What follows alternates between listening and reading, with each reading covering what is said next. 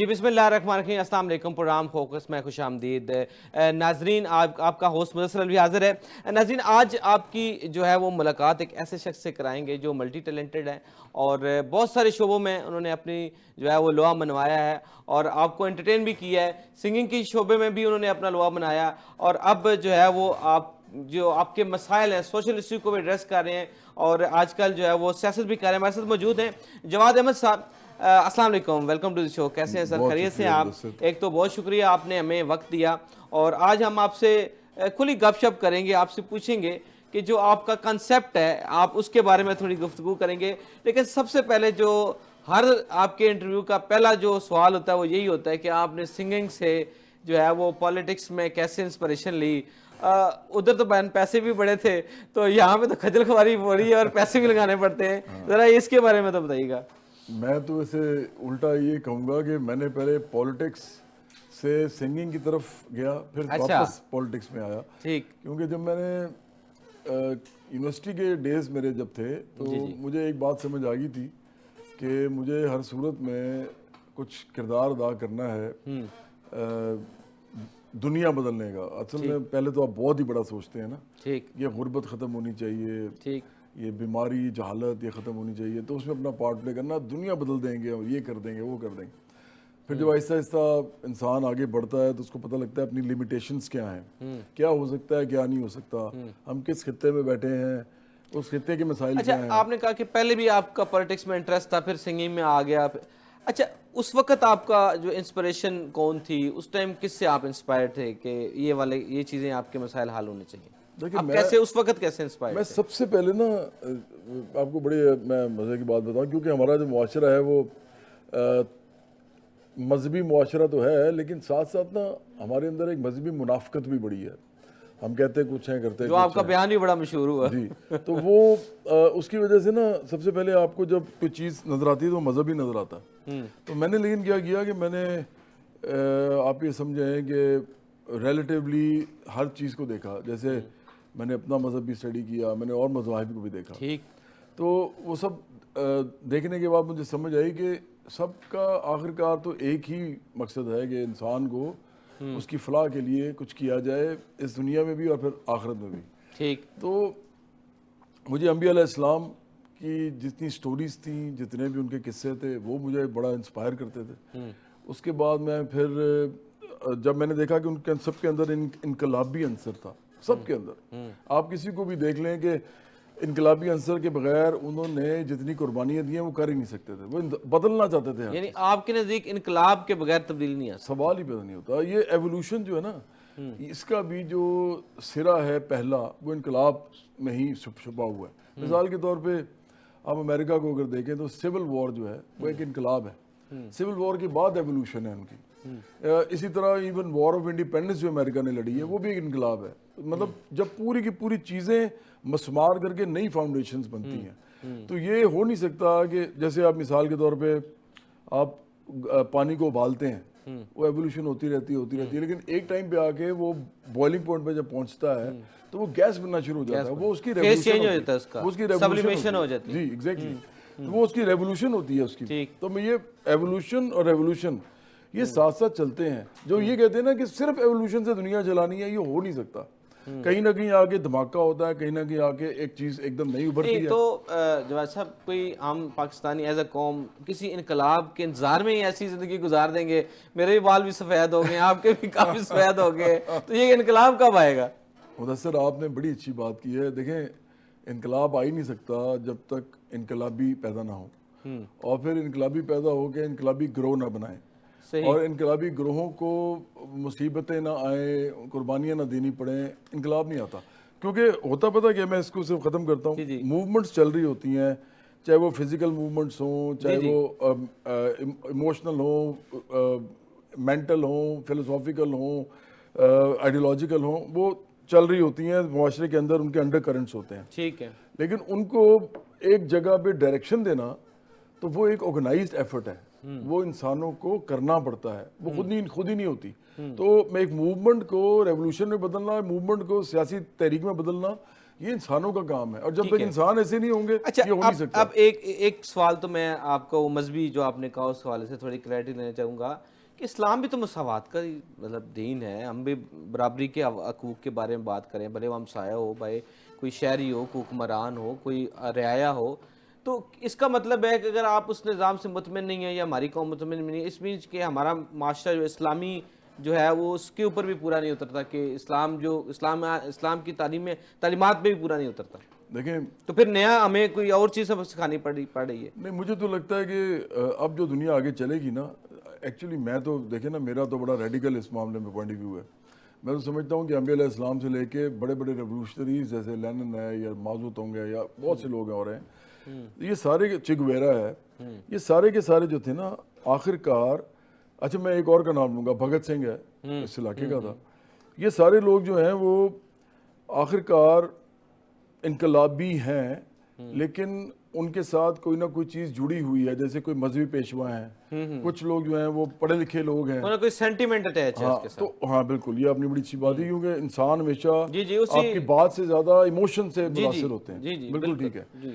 تو یہ سارے لوگ ابھی آج ہوں نا، آج تو وہ ایک ہی بات کریں گے، وہ کہیں گے کہ اب جو ہے نا جو دنیا آگے چلے گی وہ چلے گی ریشنلٹی پہ، ریزن پہ، مطلب دوسرے نمبر پہ ہیومینٹی پہ، ہیومینٹی کو آپ کو سب سے آگے رکھنا پڑے گا، اور تیسرے نمبر پہ سائنٹیفک پروگریس پہ، جس کو ہم سائنس ٹیکنالوجی بھی کہتے ہیں۔ اگر کوئی قوم یہ نہیں کرتی تینوں چیزیں تو وہ جو مرضی کر لینا، وہ آگے نہیں جا سکتی۔ اچھا اب انقلاب کا آپ نے ذکر کیا، کوئی فزیکل آئے گا یا نہیں آئے گا وہ تو الگ بات ہے، لیکن جو ہمارے ہاں طبقات ہیں، دیکھیں اگر آپ نے کسی کا ذہن تبدیل کرنا ہے یا اس کے حالات تبدیل کرنے ہیں تو اس کی ذہن سازی بھی ہوگی، پالیسی ایڈوکیسی کہہ لیں، اس کے اندر شعور ہے، آگاہی ہے، جہالت کو ختم کرنا ہوگا، تو بہت ساری چیزیں تو اس طرح سے بھی ایلیمنٹ ہو سکتے ہیں۔ جو آپ کا پہلا کنسیپٹ تھا تعلیم فعال، ٹھیک ہے، کیا وہ بھی یہ تبدیلی نہیں لا سکتا تھا کہ ایک جیسے نظام تعلیم ہوتا، ایک جیسے ہی جو ہے وہ ایک لیول کے جو انٹیلیجنشیا جو ہے نا وہ مارکیٹ میں آتا اور پھر پاکستان جو ہے وہ اسی لحاظ سے پروگریس کرتا؟ بے شک جو اس میں مذہب ہے وہ اس کا ایک پارٹ ضرور ہوتا ہے، لیکن ہیومینٹی جیسے آپ نے کہا، یا اگر اتنی ہی اچھی ہمارا اگر اسلامی پریکٹس ہے تو یورپ ہمارے سے آگے ہم سے کیوں ہے؟ ان ٹرمز آف ترقی کی بات میں نہیں کر رہا، ہیومینٹی کی بات کر رہا ہوں کہ آج پورے یورپ میں ویزا نہیں ہے، ٹھیک ہے، اور ان کی کرنسی ایک ہے، تو کیا ہم بھی تو یہی کرنے چلے تھے؟ تو پھر ہم ڈی ٹریک ہو گئے، اور یہ تعلیم کا اس میں کیا آپ وہ ذرا بتائیے۔ بہت امپورٹنٹ عنصر ہے تعلیم کسی بھی قوم کو آگے لے کے جانے کے لیے، لیکن تعلیم کس قسم کی دینی ہے آپ نے، یہ امپورٹنٹ بات ہے نا۔ دیکھیے مذہب کو نا میں اب ذاتی مسئلہ سمجھتا ہوں انسانوں کا، عبادات بھی اور اس کے علاوہ جو بھی وہ اپنے بچوں کو سکھانا چاہتے ہیں، یہ ان کا ذاتی مسئلہ ہے۔ اس کی وجہ ہے کیونکہ اس کی اتنی زیادہ شکلیں ہیں اس وقت کہ دیکھیں جو ڈیفینس میں بچے پڑھتے ہیں نا اور جو بھاٹی گیٹ میں پڑھتے ہیں، ان دونوں کے گھروں کا ماحول ڈیفرنٹ ہوتا ہے، اور ان کے اندر مذہب بھی اور طریقے سے پریکٹس ہوتا ہے، تو آپ کسی کو بھی غلط اور صحیح نہیں کہہ سکتے۔ یہ اگر آپ اس طرف نکلیں گے نا تو پھر آپ ساری عمر دونوں پریکٹیشنر ہیں اور دونوں مسلمان ہیں، اور آپ دونوں آپ گنجل میں پڑے رہیں گے، یہ اس کو آپ ریزالو نہیں کر سکتے، یہ ایسے ہی رہے گا۔ ایون شیعہ، سنی، بریلوی، دیوبندی، آپ بجائے کہ ان چیزوں کو چھیڑیں، آپ ان کو چھوڑ دیں، آپ آئیں ان چیزوں پہ جو کلیکٹیو مسئلے ہیں، سب کے کلیکٹیو مسئلے ہیں۔ پینے کا صاف پانی آپ کے بچوں کو بھی چاہیے، مسیحی کے بچوں کو بھی چاہیے، بالکل۔ اچھا اب آپ نے لیکن جو بات کی ہے نا کہ ہم کہاں ڈی ٹریک ہوئے ہیں، مجھے لگتا ہے کہ اصل مسئلہ پاکستان کا یہ ہے کہ اس کی اشرافیہ جو ہے، نہ تو ان کا کوئی مذہب ہے، مطلب ان کا تو پیسہ دین ہے نا، باتیں جو مرضی کریں وہ ہمیں مذہب ہم پہ ٹھونستے ہیں تاکہ لوگوں کو کنٹرول کیا جائے اس کے ذریعے۔ نہیں ایسے نہیں کرنا، حاکم جو ہوتا ہے اس کی اطاعت کرنا جو ہے وہ ایک، اور ضرورت کے وقت یو ٹرن بھی ہو سکتا ہے، اس کا فرض ہے آپ پہ۔ اور اگر اس نے کچھ کہہ دیا کہ مجھے خدا تیار کر رہا تھا، جیسے عمران خان نے کہا، تو آپ نے مان لینا ہے کہ خدا تیار کر رہا تھا۔ تو اس قسم کی نا سوچ بنائی جاتی ہے، لیکن بہرحال یہ ایسے ہی ہوتے ہیں، انہوں نے قبضے کیے ہوئے ہیں۔ دیکھیں ہماری جتنی ذرائع پیداوار ہیں، ہمارے جو پیداوار کے جو ٹولز ہیں، ہم کہتے ہیں نا ٹولز آف پروڈکشن اور موڈ آف پروڈکشن اور مینز آف پروڈکشن، یہ سارا کا سارا ان کے ہاتھ میں ہے۔ اب جب وہ تو سرمایہ دارہ نظام ہے نا، تو اس حساب سے اور جب وہ ان کے پاس ہے سارا کچھ، تو فیصلے بھی تو وہی کر رہے ہیں نا ہمارے۔ آپ کے خیال میں جو نظام کوئی بھی ایک بہتر ہوگا وہ سرمایہ دارانہ نظام کم از کم نہیں ہوگا، وہ ہو ہی نہیں سکتا۔ ابھی آپ سویڈن، ناروے، ڈینمارک کو بھی دیکھ لیں نا، تو انہوں نے سرمایہ داری نظام کو ریفارم کر کے وہاں تک اس کو لے آئے ہیں کہ وہ کسی بھی ایک آدمی اور عورت کا جتنے بھی حقوق ہیں وہ اس کو تمام ریاست دے رہی ہے. اس کے بعد پھر آپ سرمایہ داری نظام چلا رہے ہیں. مطلب ان کا بالکل ریفارمڈ سرمایہ داری نظام ہے. جبکہ امریکہ اور پاکستان دونوں میں ایک امیر ترین ملک اور ان دونوں میں فری مارکیٹ چل رہی ہے. فری مارکیٹ, جو مرضی کرو, امیر کو کوئی پوچھنے والا نہیں ہے. اب آپ دیکھیں نا, یہ عمران خان کی جو بہن ہے علیمہ خان, وہ بھی ارب پتی ہیں. نواز شریف صاحب کی فیملیز وہ بھی ارب پتی ہیں. اس کے بعد آپ آ جائیں زرداری صاحب, وہ بھی. مجھے بتائیں ارب پتیوں کا ٹکراؤ ہے نا, اور ہم لوگ ان کے لیے گالیاں نکال رہے ہیں ایک دوسرے کو, فوش قسم کی, اپنی اخلاقیت بھی تباہ کر رہے ہیں, اور ہمیں ملنا بھی کچھ نہیں ہے. تو میرا خیال ہے سب سے بڑا مسئلہ یہی ہے کہ عام آدمی کو پولیٹیکل پاور ٹرانسفر نہیں ہوئی. اچھا, یہ پہلے تجربے تو بڑے ہوئے ہیں, اس سے پہلے بھی اب ریسنٹ جو تجربہ ہوا ہے پی ٹی آئی کے حوالے سے بھی لوگوں کو بڑی توقعات تھی. اس پہ ڈیٹیل میں ذرا آگے چل کے بات کریں گے. لیکن سب سے پہلے یہ بات ہے کہ ایک جو سیاسی انجینئرنگ ہوتی ہے, آپ تو خود ماشاءاللہ انجینئر بھی ہیں, تو جو سیاسی انجینئرنگ جو ہے جو کی جاتی جیسے, کیا اس کے بارے میں بھی آپ کا کیا خیال ہے؟ کبھی آپ بھی اس کا حصہ بنیں گے کہ سیاسی انجینئرنگ کر کے مختلف وہ جو لوگ ہیں ان کا ٹولہ اکٹھا کر کے ایونچولی آپ جو ہے نا وہ حکومت میں آئیں گے؟ ایسا کوئی آپ کا ہے کوئی؟ دیکھیں, سب سے زیادہ جو تکلیف ہوتی ہے نا میرے سے پی ٹی آئی کو, وہ ہوتی یہی ہے جب میں کہتا ہوں نا کہ عمران خان ایک نمک حرام بوٹ پالشیے ملازم ہیں. ان کا اصل سٹیٹس ہے فوج کے, اصل سٹیٹس یہی ہے ان کا. وہ ایک نمک حرام بوٹ پالشیے ملازم ہیں جن کو یعنی ادھر بھی وفا نہیں کی, ہاں, جن کو ان کے مالکوں نے نکال دیا ہے. یہ اصل حقیقت ہے. تو جب ایک آدمی یہ کہہ رہا ہو تو وہ اپنے لیے رستے تو بند کر رہا ہے نا. اب میں تو بوٹ پالش نہیں کر سکتا اس کے بعد. تو آپ جو کہہ رہے ہیں, میں تو یہ سمجھتا ہوں کہ سیاسی انجینئرنگ ہونی ہی نہیں چاہیے, اور کسی بھی ادارے کو سیاست میں مداخلت کرنی ہی نہیں چاہیے. لیکن پھر جی مجھے پروو بھی تو کرنا ہے نا مدثر. آپ اگر آپ میری جگہ ہوں, آپ سیاسی آدمی ہوں, تو غیرت مندی کا تقاضا ہے کہ آپ نے کوئی بات کی ہے تو اس کو پروو کریں نا. اب عمران خان ساری عمر بولتے رہے جو باتیں, جب عمل بھی کرنا چاہیے. جب وہ آئے تو وہ بھی ان کے کندھوں پہ بیٹھ گیا ہے, اور جب آئے تو اس کے بعد کہتے ہیں جی میں تو چلا ہی نہیں رہا تھا, بھاجپا چلا رہا تھا. میں کوئی ایسی ایگزامپل ہے, ایگزامپلری, جیسے بہت سارے لیڈرز بھی گزرے ہیں, پارٹیاں بھی چینج ہوتی رہی ہیں, بنتی رہی ہیں, ٹوٹتی رہی ہیں, کوئی ایسا ایگزامپل آپ جو پاکستان میں آپ نے دیکھا ہو, کامیاب ہوا, یا نیئر ٹو یور کانسیپٹ ہو, کہ کہیں سے ملتا جلتا, جس کو ہم انسپائریشن کر سکیں کہ نہیں وہ والا نظام اچھا تھا, یا پھر آپ چاہتے ہیں کہ چائنا والا نظام جو ان کا کمیونزم والا نظام تھا وہ ہونا چاہیے, تو وہ سوشلسٹ نہیں ہونا چاہیے, کمیونزم ہونی چاہیے؟ یہ مطلب اس پہ آپ کا کیا خیال ہے؟ یہ آپ نے بڑی پڑھی لکھی بات کی ہے. مجھے بڑی خوشی ہوئی ہے کہ آپ بڑے پڑھے لکھے آدمی ہو, کیونکہ لوگوں کو تو سوشلزم اور کمیونزم کا فرق بھی نہیں پتا. جو تھوڑا بہت پڑھتا ہے اس کو. سوشلزم جو ہے نا وہ ہے کہ from each according to his ability, میں اردو میں بولتا ہوں سادہ زبان, کہ جو لوگ کسی سے اس کی اہلیت کے مطابق کام لیا جائے اور اس کو اس کے کام کے مطابق معاوضہ دیا جائے, یہ ہے سوشلزم. جی جی. اور کمیونزم یہ ہے کہ کسی سے اس کی اہلیت کے مطابق کام لیا جائے, اسی طرح جیسے سوشلزم ہے, لیکن اس کی ضرورت کے مطابق ہی اس کو دیا, اس سے زیادہ یعنی یونیفارم سسٹم ہو جائے, ہر بندے نے ایک جیسی رہائش ہے, جیسے ہی کھانا پینا ہے, کپڑے پہننے ہیں, جو ایک جیسا ہے یا نہیں ہے, لیکن جو بھی کسی, اچھا فرض کریں کسی کو ضرورت ہے, میں نے 10 سیب کھانے, اس کو 10 سیب ملے, اس کی نیڈ ہے, یہ وہ اس کی نیڈ جو ہے, لیکن وہ 10 سیب لینے کے لیے پھر اس کو ایکسٹرا آرڈنری کچھ تو کرنا پڑے گا. بھلے آپ کا حق مارے, میرا حق مارے, کہیں نہ کہیں سے وہ سیب لائے گا نا. اگر آپ 2 سیب افورڈ کر سکتے ہیں اور میں 10 کر سکتا ہوں, تو پھر کہیں نہ کہیں تو فرق آئے گا نا. جب ریاست اتنے سیب پروڈیوس کر رہی ہو نا کہ وہ سرپلس میں ہو, تو پھر کوئی فرق ہی نہیں رہتا. اس وقت دنیا کے اندر جو پروڈکشن کی یا پروڈکٹیو کیپیسٹی ہم کہہ لیتے ہیں, وہ جو ہے وہ اتنی زیادہ ہے کہ ہم ہر انسان کو ہر وہ چیز دے سکتے ہیں جو اس دنیا میں پیدا ہوتی ہے, اگتی ہے, ملتی ہے. اگر کسی نے روکا ہوا ہے نا اس چیز کو, تو وہ کیپٹلزم نے خود روکا. مارکس نے یہ کہا تھا کہ ایک ٹائم آئے گا جب کیپٹلزم اپنی جو گروتھ ہے, ڈیولپمنٹ ہے, اس کا جو پورا ایک گراف ہے, وہ جب اچیو کر لے گا, اپنا ہائٹ اچیو کر لے گا, اور اس کے بعد وہ سوشلزم کی طرف کنورٹ نہیں ہوگا, عام انسانوں کی ضروریات پوری نہیں کرے گا, تو پھر یہ باربرزم بن جائے گا. اور باربرزم تو آپ دیکھ رہے ہیں. اس لیے مجھے لگتا ہے کہ میں تو کسی بھی نظام کی بات نہیں کرتا, صاف سی جو بات ہے, میں کہتا ہوں کہ لوگ خود اٹھیں, پارٹیسپیشن ہو, ریپرزنٹیشن ہو, پھر وہ بتائیں کہ ہمیں کیا نظام چاہیے, کیونکہ مسئلے تو ان کے ہیں. اب جو ان کے مسئلے حل کر رہے ہیں یا نہیں کر رہے ایکچولی وہ لوگ ہیں جن کے مسئلے ہیں ہی نہیں. ہمارے یہاں جو سیاست کا کانسیپٹ ہے وہ یہ ہے کہ ایک جو ہے وہ جیسے اب ضمنی انتخابات ہونے ہیں, ٹھیک ہے, اور میں اس دن سن رہا تھا کہ ایک پارٹی, میں کسی کا نام نہیں لوں گا, تو اس کے جو امیدواران ہیں 2-3 ہیں, اب 2-3 کو پتہ نہیں کہ میں نے سلیکٹ ہونا, اور ان میں سے ایک صاحب بہت امیر ہے اور وہ بڑے بڑے 5 اسٹار ہوٹل میں لیوش دعوتیں دے رہے ہیں اور اس کو پتہ نہیں مجھے ٹکٹ ملنا, ٹھیک ہے. اب حلقہ ایک ہے لاہور کا جہاں پہ الیکشن ہونے ہیں, ٹھیک ہے, ابھی سے یہ جنگ شروع ہو گئی ہے کہ ابھی پارٹی ٹکٹ فائنل نہیں ہوا, ٹھیک ہے. اب آگے آ جائیں جب الیکشن کمپین ہوگی, ٹھیک ہے, کوئی 50 پراڈو آئیں گی, وہ رینٹ پہ لی جائیں گی, کچھ اپنی ہوں گی, کروڑوں روپے لگیں گے, اور پھر کمپین بنے گی, اشتہارات چلیں گے, وہ اتنا پیسہ ایک الیکشن پہ آپ کو چاہیے. تو آپ نے تو 300 حلقے لڑنے ہیں این اے کے, اور میں حال میں کوئی ہزاروں لڑنے ہیں پروونشل کے, تو اتنا پیسہ کیا کہاں سے آئے گا اور کیسے آپ ان کو کمپیٹ کر پائیں گے؟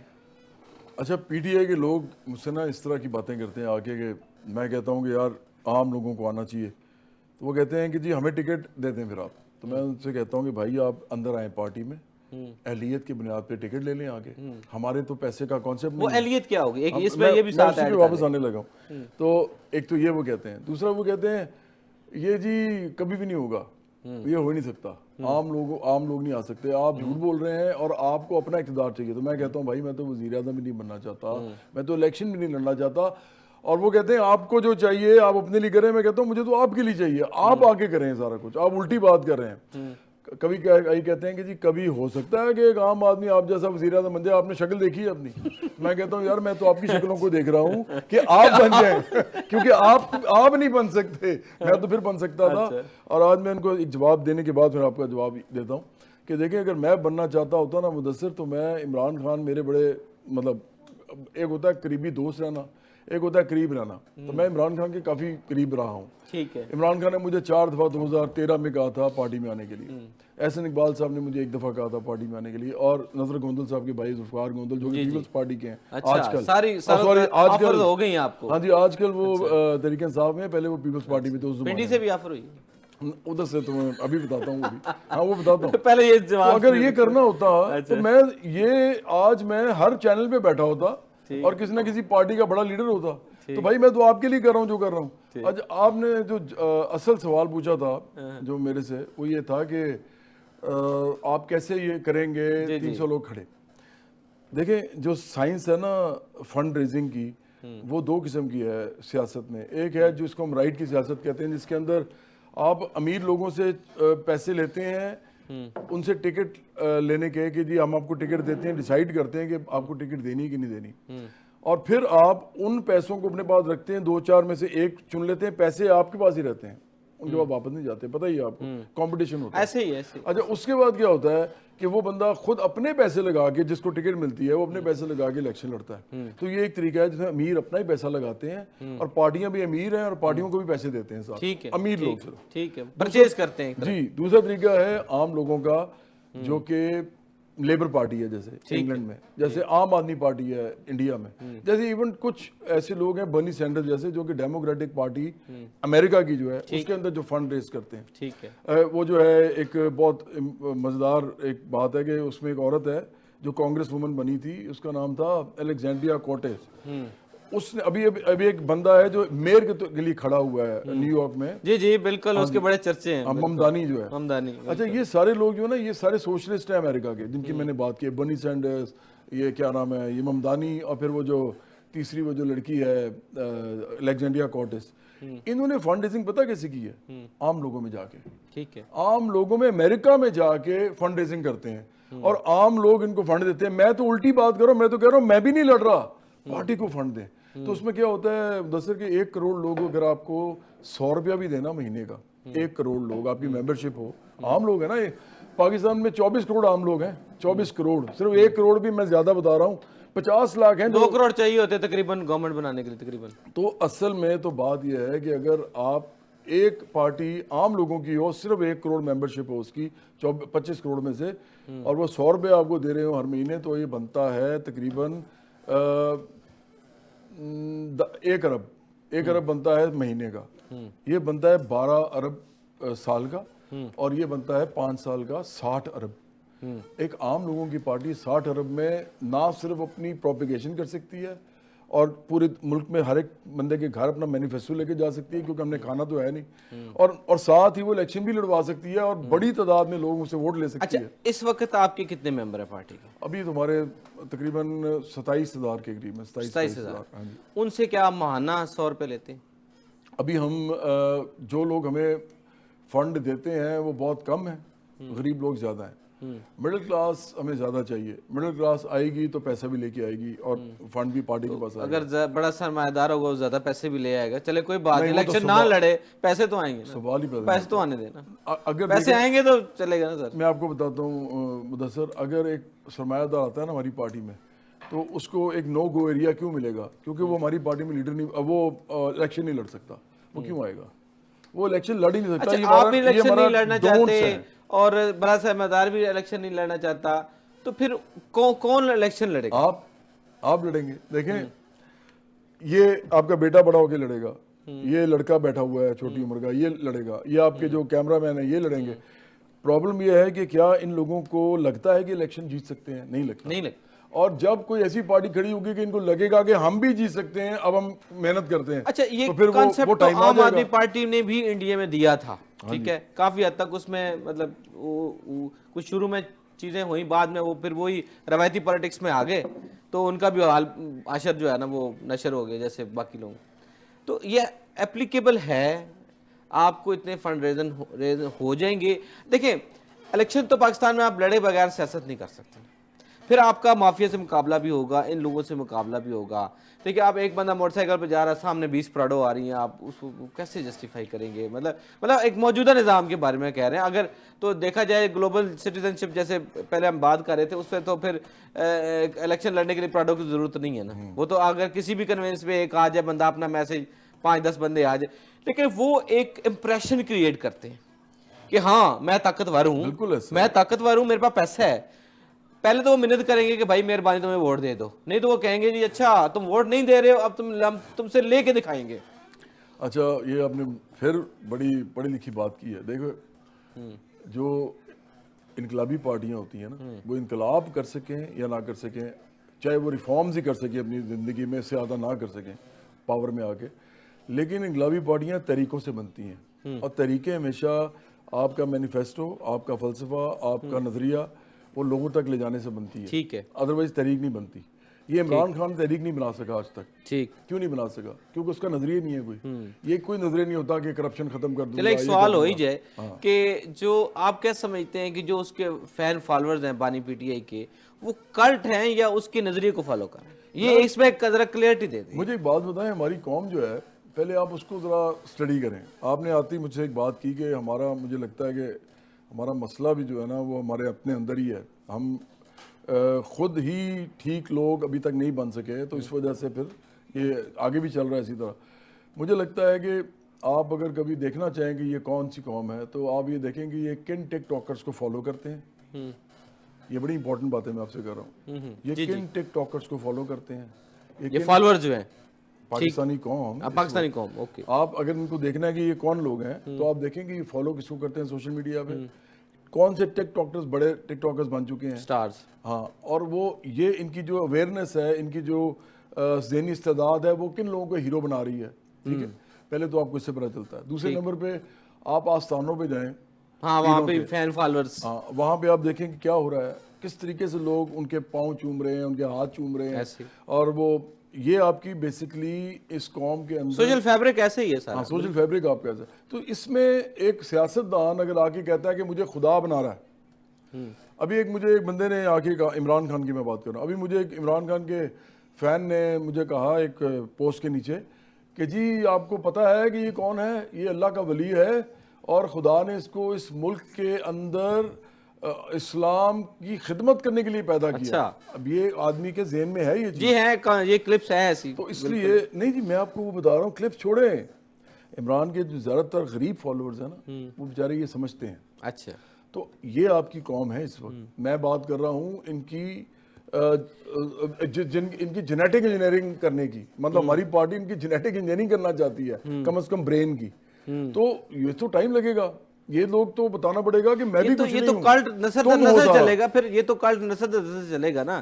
جیسے کسی نے کہہ دیا کہ یہ پیر صاحب بڑے کرامتیں والے نے، اس کا بچہ بھی مانے گا یہ پیر بڑے کرامتوں والے ہیں. میرا خیال ہے ایک اور پیر پیدا ہو رہا ہے، آپ کو پتہ ہے اور وہ جو پیر ہے اس کے پیچھے سیاست کی زیادہ طاقت ہے، تو اب مجھے لگتا ہے پیروں کا ٹکراؤ ہو رہا ہے، تو شاید پچھلا پیر جو ہے وہ تھوڑا سا نیچے جائے، اور وہ نظر بھی آ رہا ہے آپ کو. آپ نے 14 اگست کو دیکھا ہے، ابھی کل کی بات ہے کہ لوگوں نے کہا کہ ہم باہر نکلیں گے، یہ ہو جائے گا. میں نے پہلے ہی کہہ دیا تھا 5 اگست کو 4 اگست کو کہ نہ تو 5 اگست پہ کسی نے نکلنا ہے. میں سیاسی آدمی ہوں، میں لوگوں کو ملتا ہوں، ان کے اندر جاتا ہوں، اور میں ہوں بھی عام آدمی پارٹی کا چیئرمین، تو مطلب عام آدمیوں کی پارٹی کے چیئرمین. تو میں نے کہا نہ 5 اگست کو کسی نے نکلنا اور نہ 13-14 اگست کو نکلنا ہے. اور آپ دیکھ لیجئے تو جو پیری کی کرامات ہے نا عمران خان کی، وہ تھوڑی سی کم ہو رہی ہیں، اور میرا خیال ہے اس سے تو اور زیادہ کم ہو جائیں گی. ٹھیک ہے، ابھی بات ہو رہی ہے ناظرین جو ہے وہ کانسیپٹ کی کہ جو برابری پارٹی ہوگی اس کا منشور کے حوالے سے بھی ہم بریک کے بعد میں